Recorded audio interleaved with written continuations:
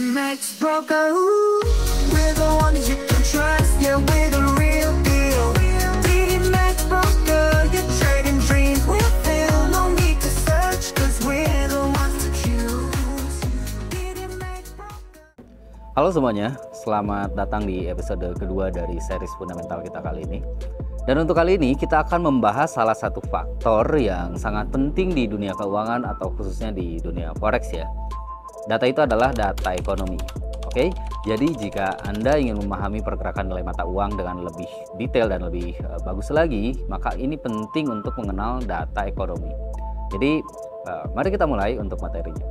Oke, untuk yang pertama, mari kita kenal dengan yang namanya Produk Domestik Bruto atau biasa disingkat dengan PDB jika di kalender ekonomi.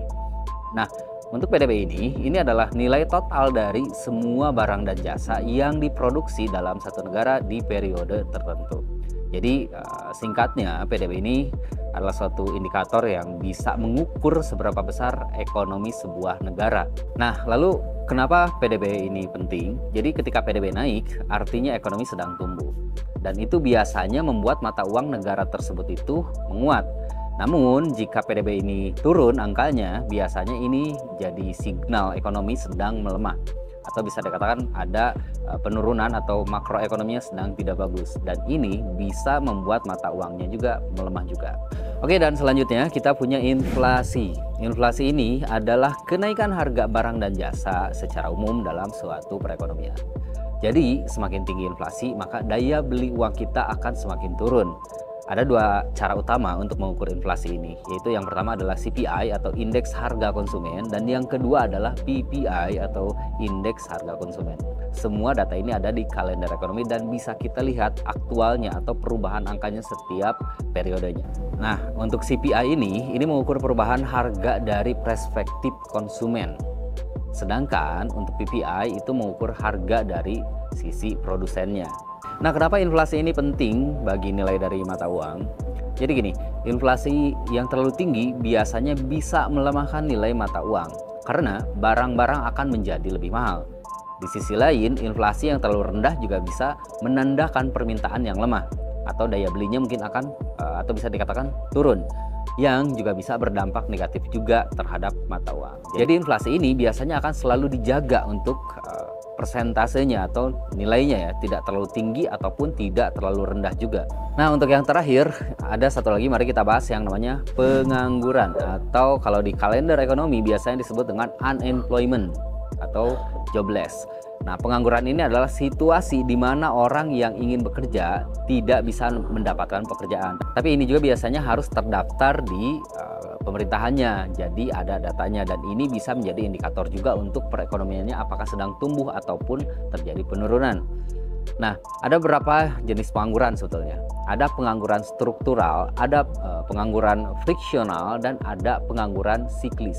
Dan ini semua ada ukurannya dan ada implikasinya masing-masing terhadap pergerakan di pasar forex. Pengangguran ini sebenarnya bisa menjadi salah satu indikator penting dalam menilai kesehatan ekonomi. Ada indikator pengangguran utama seperti contoh tingkat pengangguran umum dan tingkat partisipasi angkatan kerja atau biasa dikatakan yang sedang aktif mencari kerja dan terdaftar sedang mencari kerja. Biasanya itu akan masuk ke data unemployment claims dan unemployment rate.